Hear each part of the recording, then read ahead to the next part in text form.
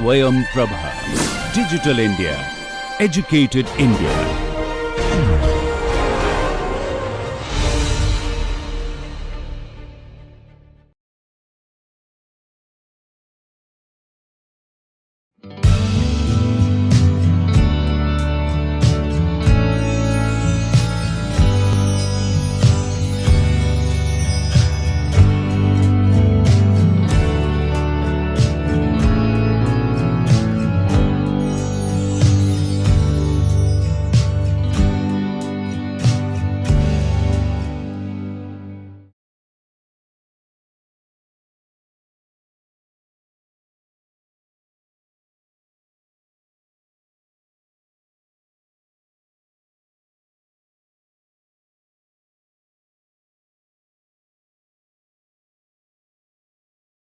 Dear learners, greetings from IIT Guwahati. We are again in this course Applied Thermodynamics, Module 4, Gas Turbine Engines. So, prior to this lectures, in this module on gas turbine engines, we have covered 4 lectures. First one is gas turbine engine components, thermal circuits. So, lecture 2 and 3 were devoted to gas turbine performance cycle, and mainly these 2 lectures were intended for power generations. Then in the last lecture, that is lecture number 4, we discussed about some real performance cycle by defining some parameters typically known as stagnation properties. And in fact, this parameter takes care of velocity changes of fluid, working fluid in the cycle. Now, in today's lecture, we are going to start aircraft propulsion cycle. So, in the beginning of the lecture, we have made it clear that gas turbine engines are used for 2 purposes, one for power generation, other for thrust generations. In earlier lectures, we mainly concentrated on gas turbine engines that were used for power generations. Now onwards, we will see that how these gas turbine engines makes use of the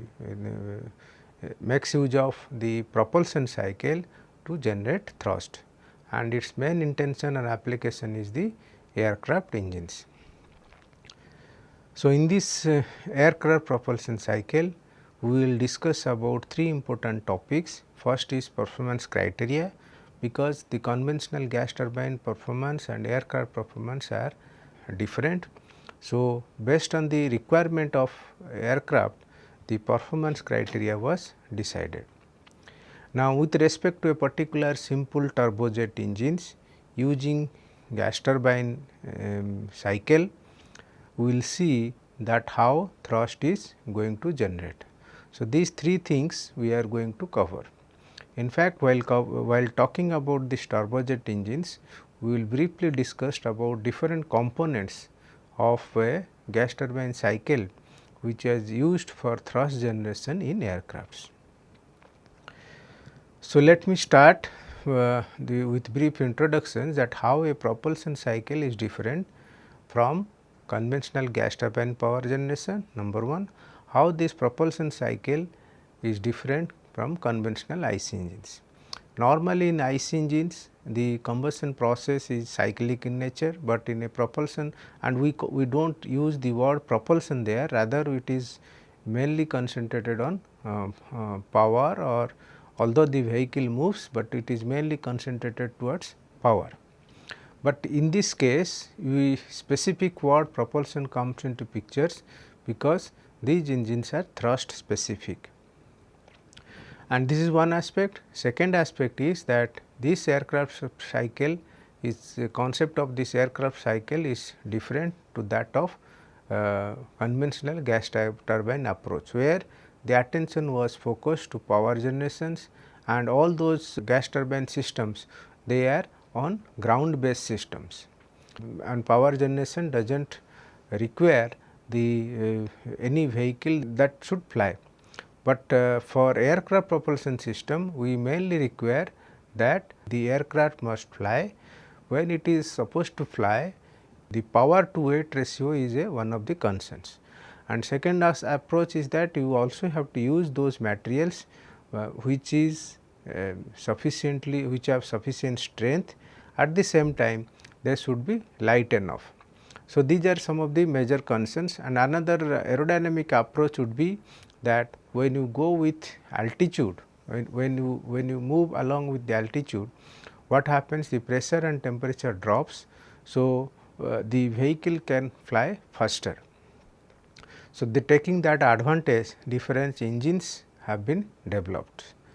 So, just to give the brief introduction on this aircraft cycle, first thing that the aircraft gas turbine systems differs from the shaft power cycle in a sense that the power output is in the form of thrust, and to get this thrust, typical engines that we are going to use are turbojet, turbofan engines. So, these are kind of a jet engines. Other category is the turboprop engines, where it is propellers they are used. So, these are two category, that is jet engines and propeller type engines. And that is what for turbojet engines, the propelling nozzles are the very important component for thrust, whereas turboprop engines, it is the propeller that gives the major thrust content. Another aspect is the forward speed, altitude, power to weight ratio are considered for the aircraft performance. And when the gas turbine engines are used for aircraft systems, their essential requirement is takeoff, climb, cruise, maneuvering. So, takeoff means during the takeoff it requires very high initial thrust. So, it has to climb to a particular altitude, and when it is just a cruising, it is just a kind of providing necessary thrust just to overcome drag. And maneuvering, when in the higher altitude or during maneuvering, when the aircraft makes a turn, and in fact they do it for a limited time or limited requirement. So, we call this as a maneuvering.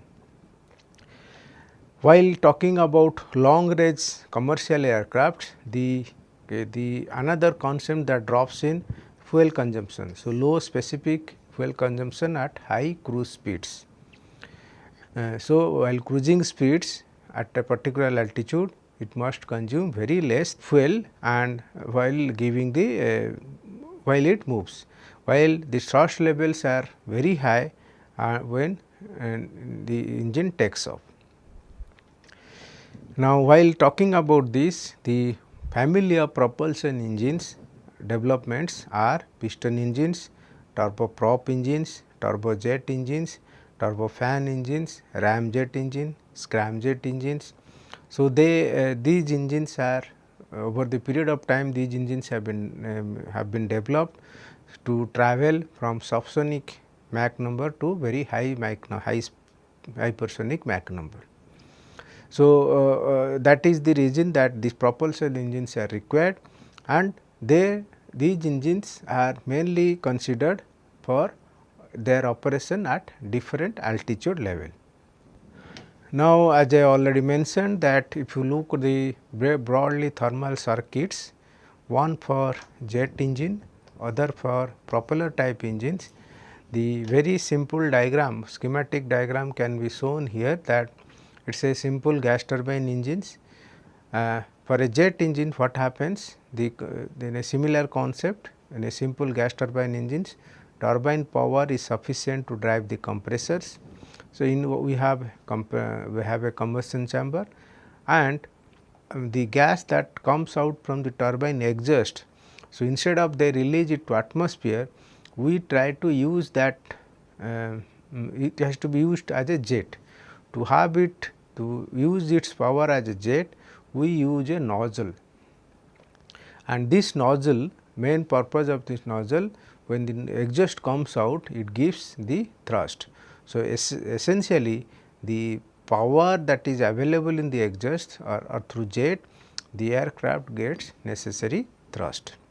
So, if you look at very basic TS diagram, So, compressor part, that is a continuous compression and it gives necessary compression ratio, and while expanding it expands in two parts, one is in a turbine, second one is in the nozzle, and the turbine part is mainly used for to drive the compressor, and the nozzle expansion that is used to mainly that is for thrust.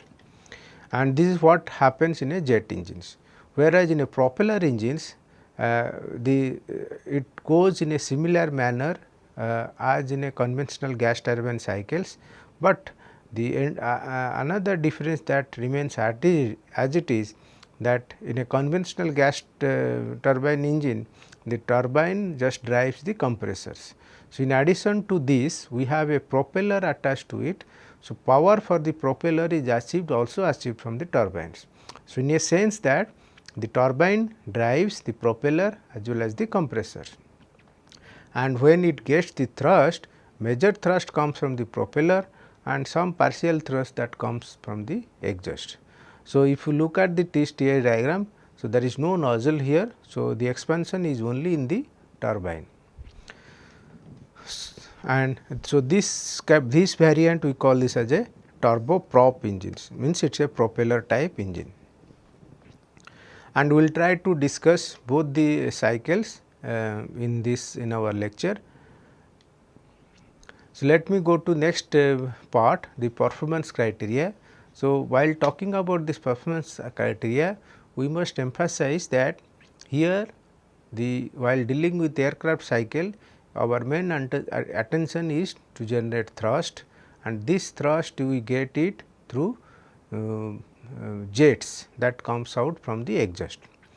Now, for that we can simply, as you talk about a schematic diagram, and this we call this as a this power unit or propulsive duct. We can call this as a propulsive duct. So, what does this propulsive duct? It contains a power unit, and on this duct there is ambient pressure that acts on it. So, there is air that enters at certain velocity Ca and air that goes as a exits from this duct as velocity Cj, and how this Cj velocity it gets to the power unit, and this power unit is nothing but our gas turbine engine.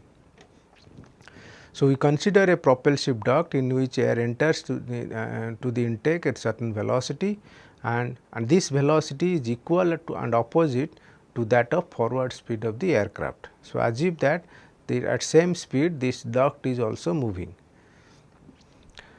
The power unit accelerates the air, so that air leaves as a jet with higher velocity, and with mass flow rate assuming to be constant, the net thrust is mainly due to rate of change of momentum, and simply this follows the Newton's law, and this momentum we call this as a gross momentum thrust. And apart from this, there is also a part called as intake momentum drag.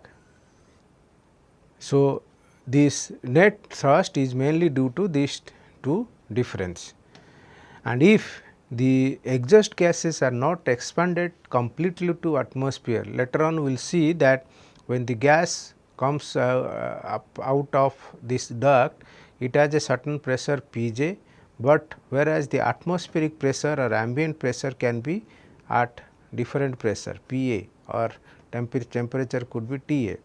So, that means we are not able to expand the jet to this ambient pressure. So, in such cases there will be an additional thrust that will result from due to pressure difference, and we call this as a pressure thrust. So, the total thrust would be sum of this momentum thrust that comes from this Newton's law and also from the pressure thrust. So, typically mathematically we can represent that, we can say that if Ca is your intake velocity, Cj is the exit velocity, and Aj is the jet exit area, then we can say intake momentum drag is m times Ca, cross momentum thrust would be m times Cj. So, difference between these two would be m times Cj minus Ca. This part we get it as a from the Newton's law, and the pressure thrust that we get from the pressure difference, that is Pj minus Pa. Okay. And next criteria that we are going to define is a propulsive efficiency. These are the words that we are going to use, that how the conventional engine developments has happened based on these performance criteria. So, one performance criteria is known as a propulsive efficiency. So, it is defined as the ratio of useful propulsive energy or thrust power to the sum of that energy and unused kinetic energy of the jet. So, first we have to calculate useful propulsive energy, and in the denominator we have to keep it the sum of this propulsive energy plus the unused kinetic energy. So, this is also known as Froude efficiency or propulsive efficiency is a better approach or better word. Now, here we should emphasize that the unused enthalpy of jet is ignored in our calculation, because we do not talk about temperature here, because and that is what the unused enthalpy is ignored here. So, based on this, what we can do is that in a simple sense, if you assume that the jet is completely expanded to ambient, so that there is no pressure thrust, then we can have the total thrust is m Ca times Cj minus Ca, that is numerator, which we call this as a thrust power, okay, thrust power, and the denominator is nothing but this thrust power plus this unused kinetic energy. So, unused kinetic energy means Cj minus Ca is the unused velocity, and that is square. Okay. Now, after simplifying this expression, we can find that propulsive efficiency takes the following simplified form, that is equal to eta p is equal to twice by divided by 1 plus Cj by Ca. Now, a closed look of this expression will tell you that when Ca is 0, Ca is 0 means that it is there is no air that is rushing into the duct, and F is maximum, that means whatever we get from this power unit, that gives the maximum thrust, but that point of time we do not get propulsion, we do not get a efficiency, propulsive efficiency goes to 0. But at the other extreme, that when you have Cj jet velocity and the air velocity that is entering that same, your F goes to 0, that means there is no thrust, but that point of time we get maximum propulsive efficiency. But these two facts, these are two contradicting in nature, because we need both of them, we need thrust, we need also good amount of propulsive efficiency. So, the major concern would be, major target will be that we must have a Cj must be greater than Ca, but this difference should not be too high, that which will make this thrust to be 0. So, you will have some substantial means some optimum difference between Cj and Ca. And this particular concept of propulsive efficiency gives many family of propulsion units which is in the order of jet velocity and decrease in the mass flow rate that are suitable for designed aircraft or cruise speeds. And these engines are piston engines, turboprop engines, turbojet engines, turbofan engine, ramjet engine and scramjet engine. So, these are the over the period of time this engine development. We will not go all these engines because that is a different topic, but we will mainly concentrate one simple turbojet engines, out of which we will do all our understandings clear as far as this course is concerned. And our main intention would be that when we have to look for a power unit for a cruise speeds, desired range of the aircraft and maximum rate of climb and thrust and fuel consumption.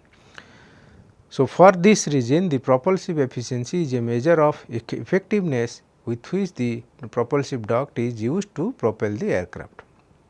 That is, in addition to the propulsive efficiency, another performance criteria is the nothing but the energy conversion of efficiency and overall efficiency. I mentioned here that we did not take care about unused enthalpy. Let us see how you are going to take care this unused enthalpy. So, this is taken care through energy conversion efficiency or eta E.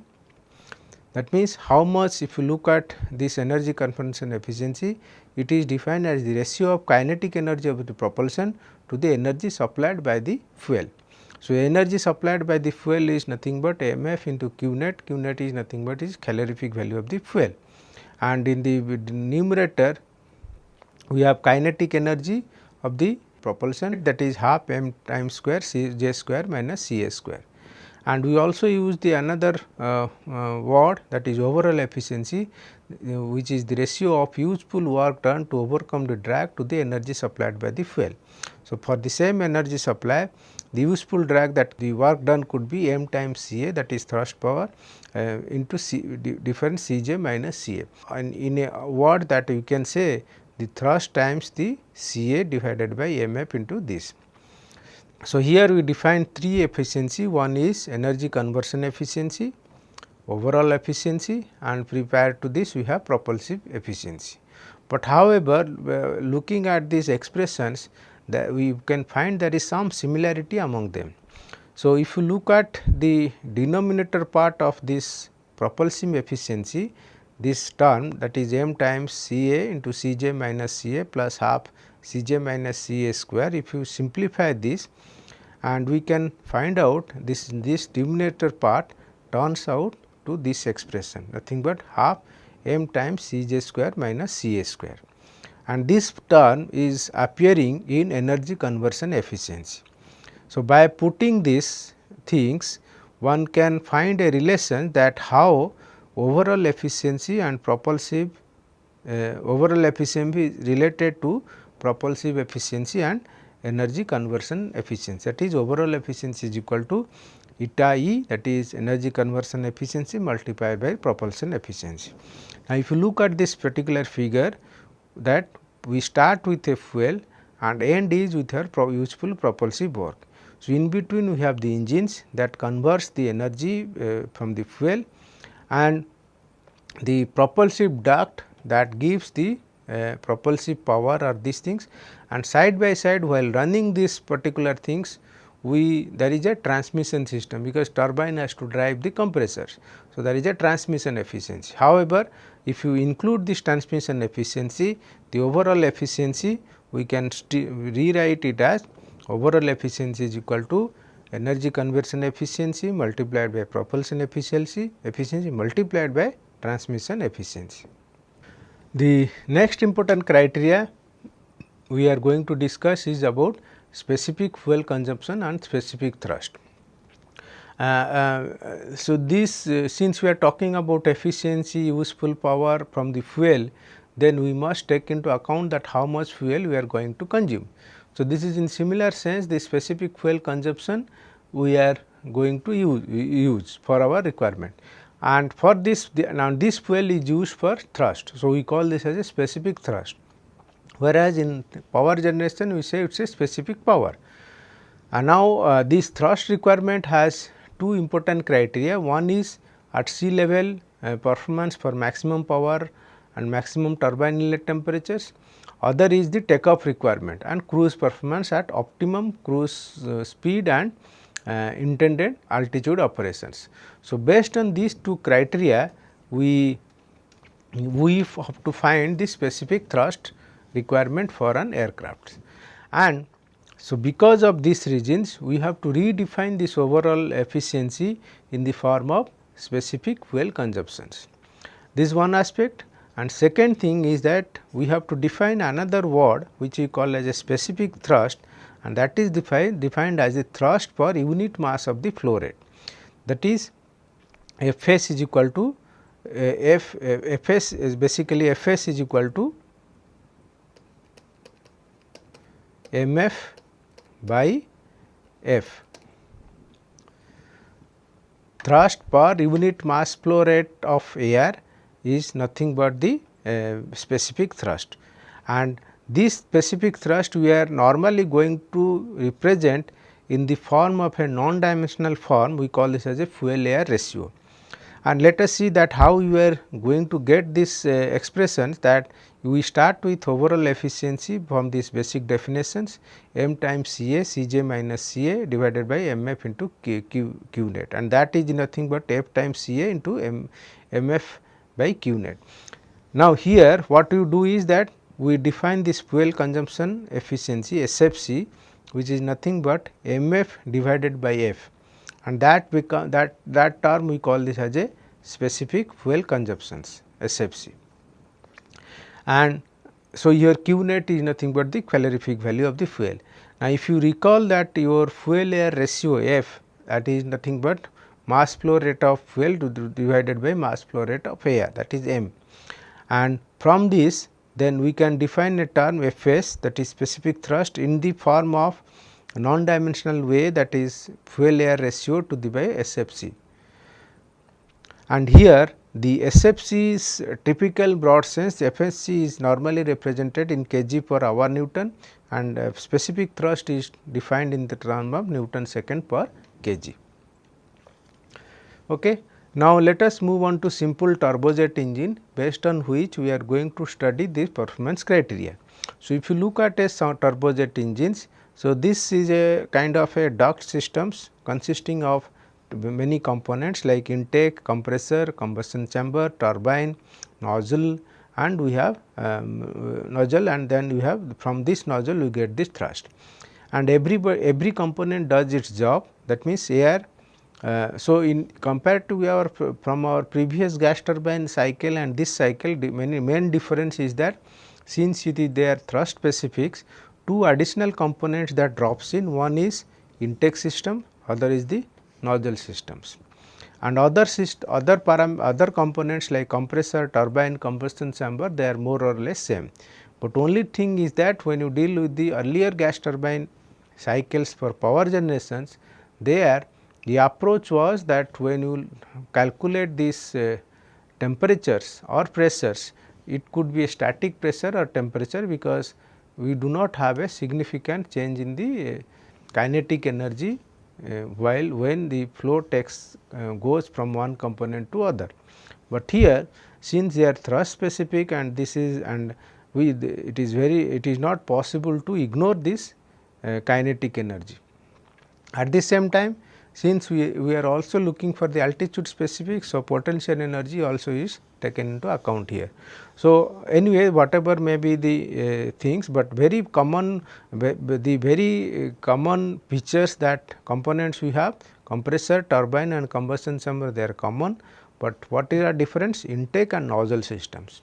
So, using this simple turbojet engines, in our study we are mainly concentrate on two things, one is this intake systems, other is the nozzle system that gives the, and we call this nozzle as a propelling nozzle. And now next question is that why this intake requirement is there. So, we will see that we must say that for the things we know that we must have a Cj, at the same time we must have air that should enter Ca. Okay. Now, we cannot make this Ca to be 0, because there is no meaning of this thrust. So, we must have a Ca. Now, to get a means the velocity should of air that should enter to this compressor.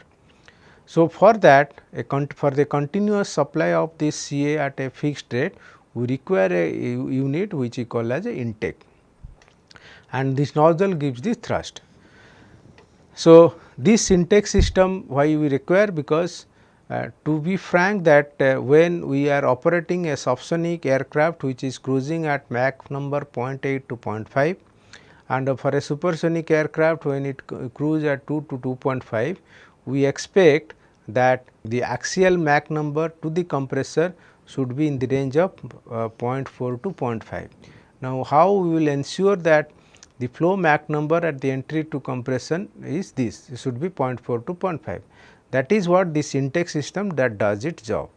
So, what it does during takeoff, the engine operates at maximum power and airflow. In such situation, intakes cater the wide range of operating conditions.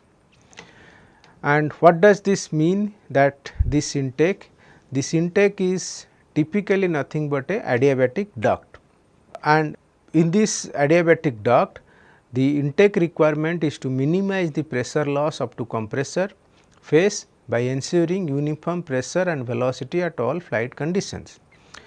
At low forward speeds, that is static conditions, the intake acts as a nozzle. So, means its geometry is such that at low forward speed, low speeds it acts as a nozzle, that means flow accelerates when it tries to reach the compressor. Now, when it is a normal speed, already the flight reaches at a very normal speed, the intake acts as a diffuser. That means flow deceleration takes place, that means it reduces the flow speed by virtue of its geometry, because you will find that when the geometry is such that in one subsonic flow the shape of nozzle, and for supersonic flow the concept of nozzle are geometric specific. Okay. Now, in this, but by whatever you do, either you accelerate the flow or decelerate the flow, one thing that happens is that pressure always rises in the intake. So, when the pressure always rises, and this pressure we call this as a ram pressure rise. So, if you look at the TS diagrams, so 1 to 2 is actual for the compression stage, but to reach 1 we have to go from ambient A to 1. So, this particular part happens in the intake system, and similarly from in the exhaust side what happens, from the turbine the expansion takes place from 3 to 4, that is from the turbine, and rest of the expansion takes place in the nozzle, that is from 4 to 5. So, based on this we are going to define this some other parameters, and this we call this as a intake efficiency. So, intake efficiencies are defined in two ways. One we conventionally we call as isentropic efficiency, which is defined in the form of temperature rise. Other we express in the form of ram efficiency, and that is expressed in the form of pressure rise. So, these two methods we use for to analyze the intake system for a turbojet engine. Now, if you look at these things and you recall that we are drawing a TS diagram, and your CA is your air speed that enters in the intake, and C1 is the speed that which air enters to the compressor. Now, if you look at this, draw the TS diagram. So, we draw the constant pressure line PA, which is ambient, and we start with a condition A, and we have to reach the condition 1, that is A to 1 is your actual process that happens. Now, on this diagram we are going to superimpose that what should be the stagnation pressure values. So, corresponding to this PA we have stagnation pressure P naught A, and corresponding to this P1, that is static pressure condition 1, we have stagnation pressure P naught 1. So, if you drop a normal to this temperature axis, then we will get the temperature values depending on its case situation. Like if you drop this value from a constant from the total pressure line or stagnation pressure line, we get stagnation temperature, the vertical line, and here we will also get the stagnation static temperature value if you start from the static pressure line. So, TA is a static pressure, whereas T naught A is your stagnation pressure, because this point refers to a stagnation pressure value. Okay. So, this is how you define. Now, let us see that we are going to define this intake efficiency. So, first form is defined in the form of isentropic efficiency eta I, that is T naught dash by minus TA by T naught 1 minus TA, that means the actual temperature rise to the isentropic temperature rise. And similarly, for ram efficiency can be calculated as P naught 1 minus PA by P naught A minus PA. Since we know the other working formula, that since in the last class I have explained about the ratio of stagnation pressure to static pressure with respect to and that relation with respect to Mach number. So, one can find out the relations, that is P naught 1 by PA as a function of Mach number and T naught 1 by TA as a function of Mach number. So, here we are going to introduce this P naught 1 by PA as a function of intake efficiency eta I, okay, and its intake efficiency or that value is normally taken as 0.93 per aircraft cycle. Apart from this intake efficiency, there is another term that is widely used, we call this as a pressure recovery factor.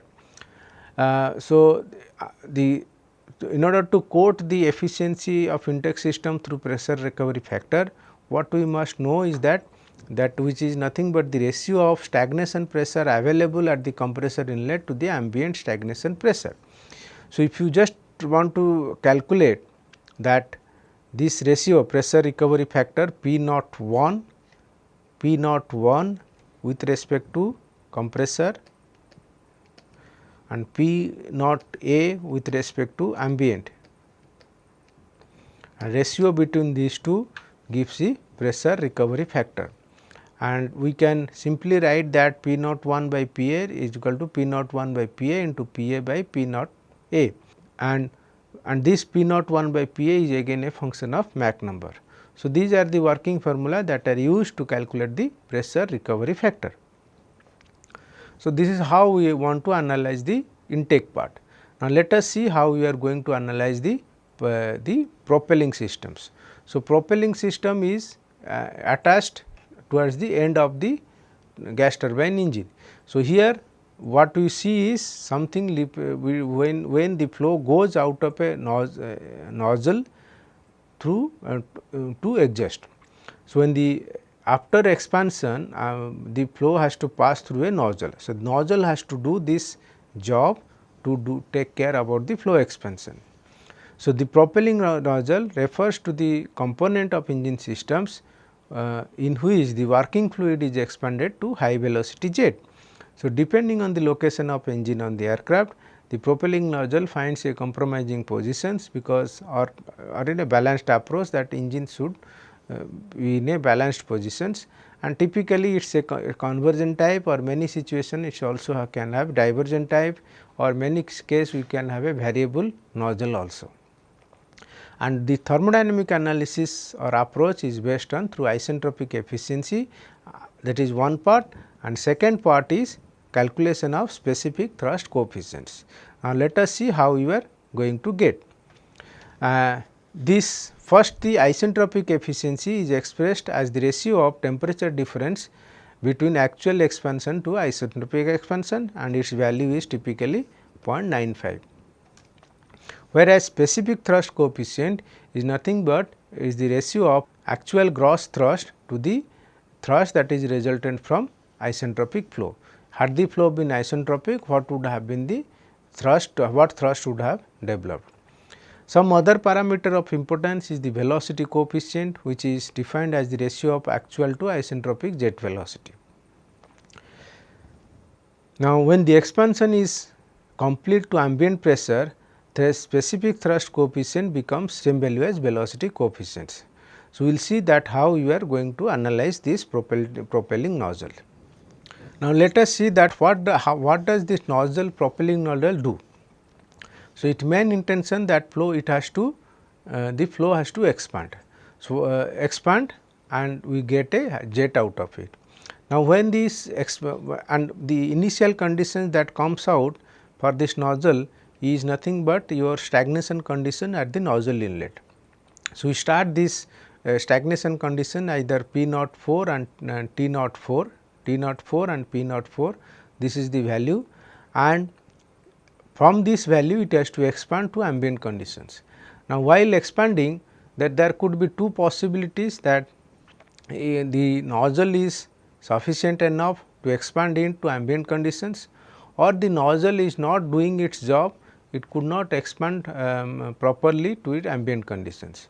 So, when it is unable to expand to its ambient conditions, we call this as a unchoked nozzle. So, outlet condition on those situations will be P5 and T5. So, it is not expanded properly. Now, when the nozzle becomes choked, that means at particular conditions nozzle becomes choked, and those conditions we say the nozzle is choked and we get another pressure ratio, instead of P5 we call this as a PC. So, basically there are three possibilities: nozzle expands to this at completely to ambient pressure, or it will be unchoked conditions, it will be the condition after the nozzle it will be P5 and T5. Other thing is that third condition is nozzle will be choked, that condition will be PC and TC. So, these three conditions we can have. So, if you look at this particular situation, when you have unchoked nozzle, the pressure ratio, that is P naught 4 by Pa is less than P naught 4 by Pc. So, we will have the 0.5 instead of this.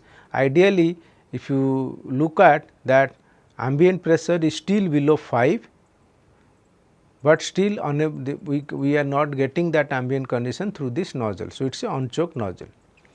Now, when the nozzle is choked, that means nozzle cannot expand further, mass flow rate is freezed, or that those condition is decided by the critical pressure and temperature conditions. Now, when the mass flow rate is freezed, so we call this as a sonic flow at the nozzle, and those conditions are decided and by the critical value known as critical pressure or temperatures. So, we call this as a choked nozzle. And if you that and there instead of 5, we will write them as a condition C or C dash. So, expansion goes from 4 to C. Okay. So, this is how the basic philosophy of nozzle process in a turbojet engines. So, based on that we have calculated different terms. First term is a non-dimensional term, we call as a specific thrust coefficient Kf, that is equal to mc5 plus a5 into p5 minus pa divided by m. Other term is velocity coefficient Cc, Cj by Cj dash, and we also define this critical pressure value when the flow is choked. So, when the flow is choked, this mass flow rate can be written as m times rho c Cc by into a5. Apart from this, we have the jet efficiency, isentropic efficiency of nozzle eta j we have expressed in the form of temperature drops, and also this eta j can be also written in the form of pressure drop and temperature drop from P4 to P5. And in fact, these expressions are used to calculate the or typically these expressions are used for as a working formula, and that they are derived based on the gas dynamic principle of the conditions of how the static conditions and stagnation conditions are related in terms of pressure and in terms of temperature. Apart from that, we have introduced terms like efficiency term. Okay. And next aspect is that after having getting the requisite jet, now let us say that from that jet how we are going to evaluate the thrust, and that we call as a thrust on a turbojet engines. So, as I mentioned, we can have a situation that nozzle exit condition can be a choked or unchoked condition, and mostly it is choked conditions, and when it is choked condition, that means nozzles are designed that it has to do its job till its choking conditions. So, based on that those conditions we are going to evaluate the parameter, exit parameter, and with this exit parameter we are going to calculate the thrust. So, accurate indication of thrust on a jet engine is very vital for takeoff conditions. So, but there is no direct method of its quantifications, and this thrust variation is controlled by the fuel flow which is limited by factors such as permissible values of rotational speed, turbine inlet temperature and flow rate. So, in a simple turbojet engines with fixed area conversion nozzle, we are going to calculate how the thrust is related to the pressure ratio in the nozzle. So, means that we are going to give an estimate in a layman's sense that how you are going to regulate the by regulating the pressure ratio across the nozzle, we can going to control the thrust. So, this is the basic principle. So, at a takeoff condition, the aircraft is stationary and the nozzle is assumed to be choked, for which thrust can be calculated through simple measurable parameters. So, how it is calculated? So, thrust is basically two parts, m times c5 is the jet velocity plus this pressure drag, that is F5 into P5 minus Pa. Now, putting this value mass flow rate as rho a c, we can get these particular expressions rho 5 A 5 C 5 square plus F 5 into P 5 minus P A. So, from this equation we can find out this, and we also know that we have to use this the terms like density is calculated based on the density at state 5, that is C 5 is calculated condition 5 from the pressure and temperature P 5 and T 5 conditions, and these P 5 and T 5 conditions are limited with respect to its critical pressure values, and that critical pressure values is number is this gamma plus 1 by 2 to the power gamma minus 1 by gamma minus 1, that is P 4 by P 5, and T 4 by T 5 is goes to simple relation gamma plus 1 by 2. So, based these expressions we are going to use here. How? Now, from these equations here we are going to replace the rho 5 from as rho 5 as from the mass flow rate, and from the pressure and temperature ratio, and from the C 5 that can be replaced as C 5 square can be replaced at twice C p T naught 4 minus T naught 5, and C p by R ratio is equal to gamma by gamma minus 1. So, when we simplify these particular equations, we get a term which is a non-dimensional term F by thrust by F 5 times P A. F 5 is nothing but area, and this the F 5 is the exit area at condition 5, and P A is your ambient pressure, and this becomes a function of a parameter which is nothing but P 4 by P A. P 4 condition is here and P A condition is here. So, the non-dimensional term F by F 5 P A is now becomes a simplified relations as F by F 5 times P A is equal to 1.2594 multiplied by P 4 by P A minus 1. Now, see here the importance of these expressions, that now if you take this simplify this equation, we get another relations, a non-dimensional term F by F 5 P A plus 1 divided by RPR, and RPR is known as ram pressure ratio, and this ram pressure ratio is nothing but P naught 1 by P A, that is equal to 1.2594 into P naught 4 by P A, and this P naught 4 by P A is nothing but engine pressure ratio EPR, and this nozzle pressure ratio is nothing, nozzle pressure ratio is defined by P 4 by P A, that is equal to P naught 4 by P naught 1 and P naught 1 by P A. So, that means nozzle pressure ratio is equal to EPR multiplied by RPR, and this left hand side of this expression is the non-dimensional number for the thrust indicator. So, this non-dimensional number can be regulated by this one particular parameter which is known as nozzle pressure ratio, and in fact this simplified, because we started with a big equations and ultimately we end up in a very simplified empirical relations by regulating the nozzle pressure ratio, how one can use this control this term of non-dimensional pressure term. So, this is how the thrust is calculated for a turbojet engine.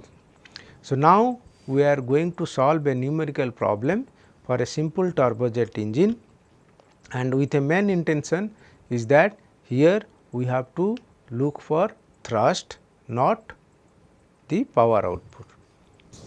So, the problem is that for a given turbojet engine we have specifications as compression pressure ratio, we know the turbine inlet temperature 1050 Kelvin, we have isentropic efficiency for intake 0.93, compressor 0.85, turbine 0.9, and we have propelling nozzle efficiency 0.95, mechanical and combustion efficiency, this is required as a transmission efficiency and combustion efficiency 0.98.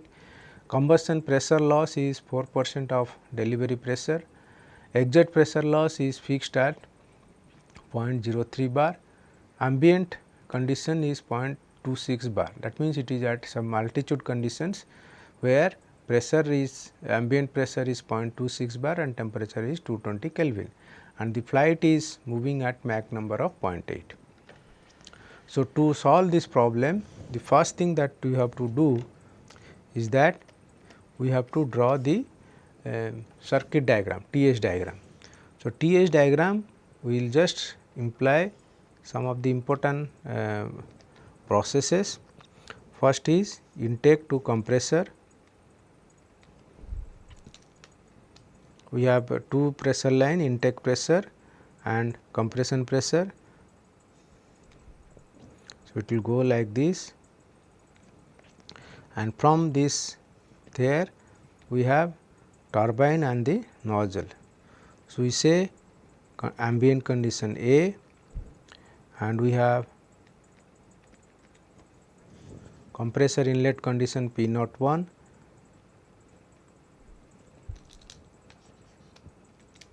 and it goes. This is compressor exit condition 02. Then we have turbine, that is 03, 04 process, then 4 to 5 is 5 is nothing but their ambient pressure. So, it is nothing, not static. So, it is a static case.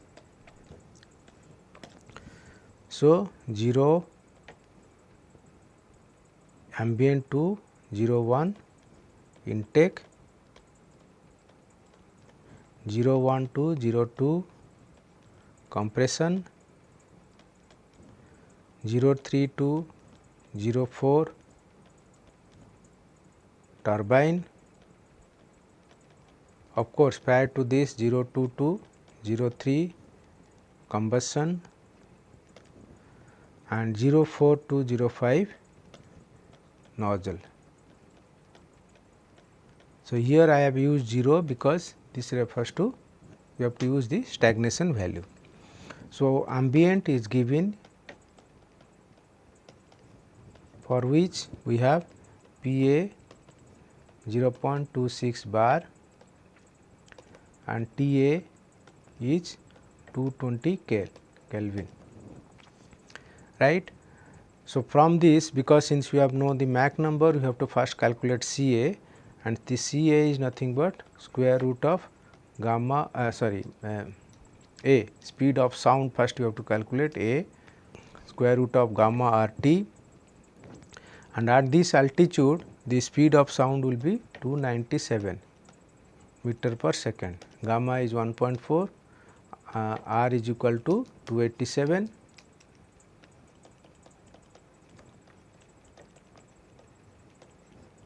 Joule per kg Kelvin, and TA is your 220 Kelvin, and we know Mach number, that is 0.8, and that is nothing but CA by A is 0.8. So, this will give you CA as 238 meter per second. So, we know CA. Then we will start with intake.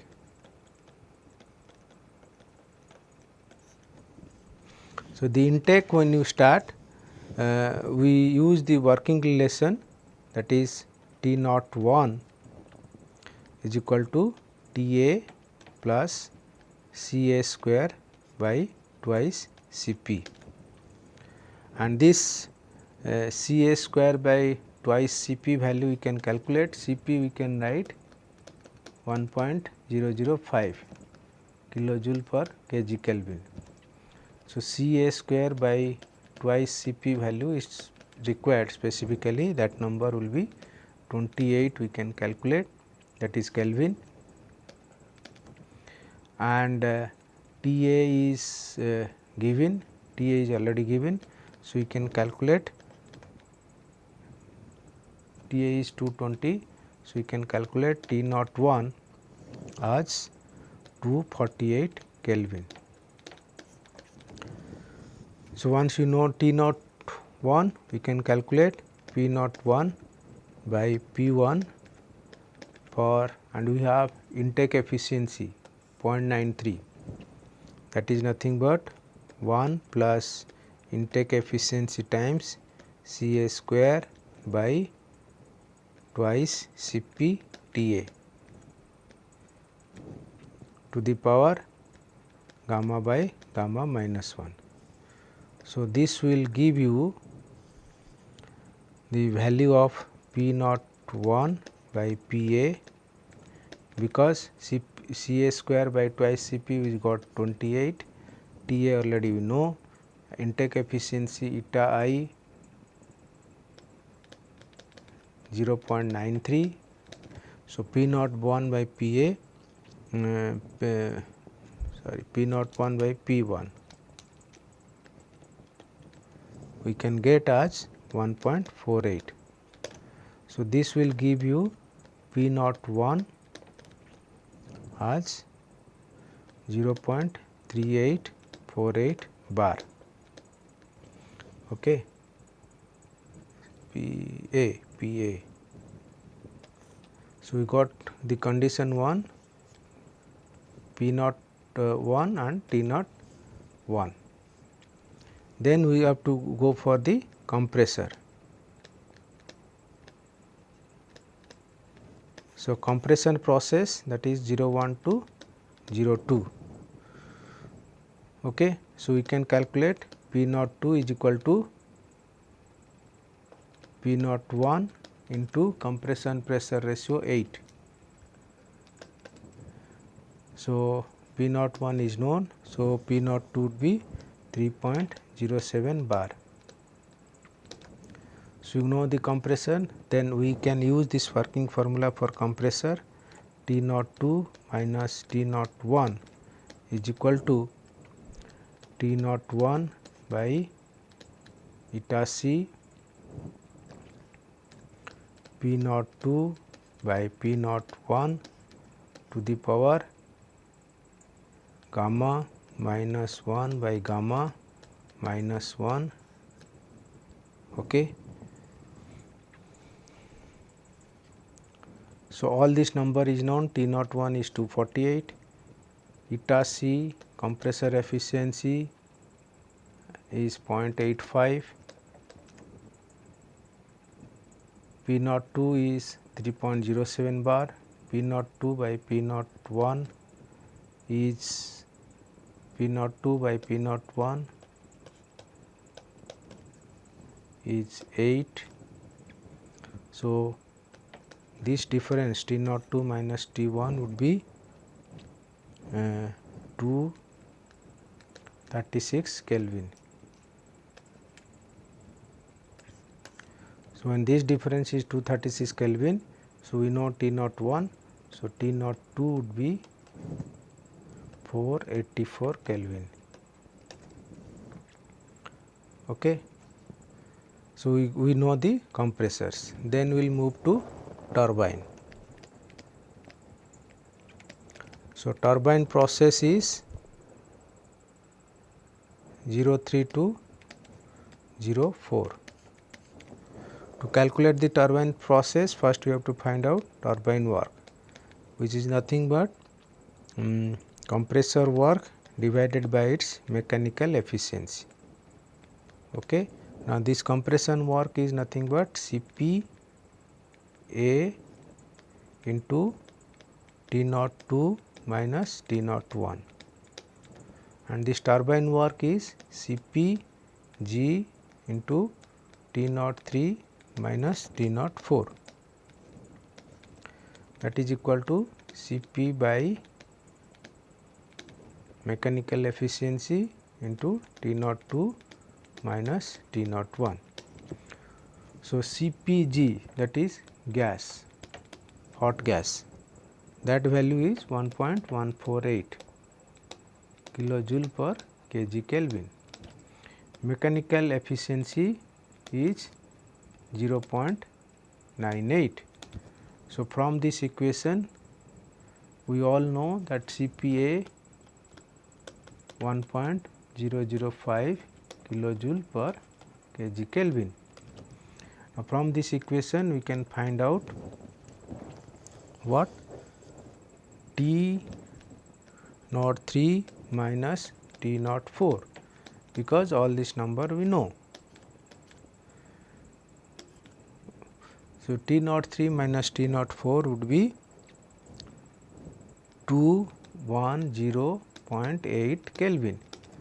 So, and T naught 3 is turbine inlet temperature, that is 1250 Kelvin. So, this will give you T naught 4 as 1093.2 Kelvin. So, we know T naught 3. Once you have this, then we have to come back to pressure side. And if you look at, there is a combustion chamber pressure loss 0.44% of the delivery pressure of the compressor. So, if you have to calculate the pressure, P naught 3 is equal to P naught 2 into 1 minus delta P b by P naught 2, and this is 4%. So, we know P naught 2, then we can calculate P naught 3 as 2.947 bar. So, we have P naught 3, then we can write down this turbine efficiency as T naught 3 minus T naught 4 divided by T naught 3 minus T naught 4 dash isentropic value. So, that is nothing but 0.9. So, this will give you T naught 3, this will give this value, from this we can calculate isentropic value T naught 4 dash, because T naught 3 is known, T naught 4 we calculated. So, T naught 4 would be 4 dash would be 1016 Kelvin. So, once you know this T naught 4 dash, then we can write this isentropic process for turbine. P naught 4 by P naught 3 will be T naught 4 dash by T naught 3 to the power gamma by gamma minus 1. So, here gamma we can say as 1.33. So, from this equation we can find out P naught 4 as 1.284 bar, because we know T naught 4 dash, we know T naught 3, we have T naught 3 and we have P naught 3 already, then we can calculate P naught 4. So, P naught 3 is here, P naught 4 is here. Okay. So, once we have P naught 4, then we can find out NPR, that is nozzle pressure ratio, that is the ratio of P naught 4 by PA, and is 1.284 divided by ambient pressure is 0.26. So, this number is 4.94. Once you have this, then we will move to propelling nozzle.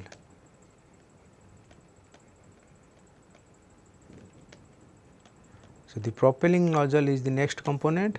So, their working formula we can have to write P naught 4 by Pc is equal to 1 divided by 1 minus 1 by eta j gamma minus 1 by gamma plus 1 divided by gamma minus 1. And here eta j propelling nozzle efficiency is 0.95, gamma is 1.33. Okay. So all these numbers are known. So this value we can calculate as 1.9.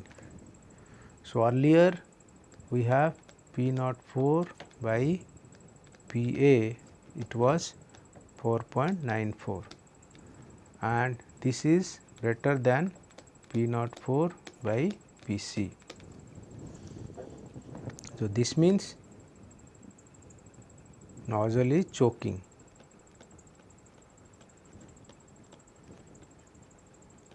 So when this nozzle is choking, it is now controlled through choke conditions, for which we can calculate the condition 5, that is T5 will be equal to Tc, that is twice by gamma plus 1 to the power this T04, and this value is 892 Kelvin, and P5 is Pc, and this value will be P04 divided by 1 by P04 by Pc. So this is 1.284 divided by 1.9. So this is 0.675 bar. So we got P5 T5, so we can find out rho 5. Rho 5 is equal to Pc by R Tc. So R is 287 joule per kg Kelvin, Pc already known, Tc is known. So density at this stage 5 will be 0.263 kg per meter cube. Then we can find out C5. C5 is nothing but square root of, because it is speed of sound, gamma R T C. At choking condition, Mach number is 1, so gamma R T C. So gamma is 1.33, R is 287, Tc is into Tc is 892. So this number would be 583.5 meter per second. Now from this we can find another 5 term, that is A5 is nothing but A5 by M. If basically if you take mass flow rate, choke mass flow rate, M5 is equal to rho 5 A5 C5, and then you can find out A5 by M is equal to 1 by rho 5 C5. C5 is here, rho 5 is here. So this number would be 0.0065 meter square second by kg. Okay. Then we can find out specific thrust.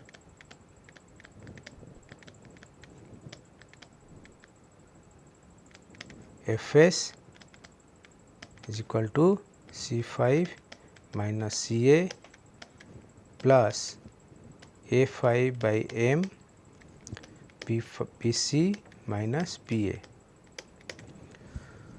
So all the number we know, that C5 is 583.5 in our previous calculation, minus Ca that is speed of sound, that is 238, that enters.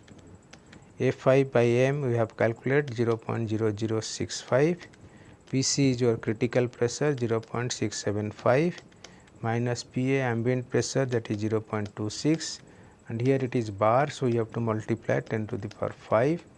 So when you do this, we can get specific thrust as Fs is equal to 614.5 Newton second per kg.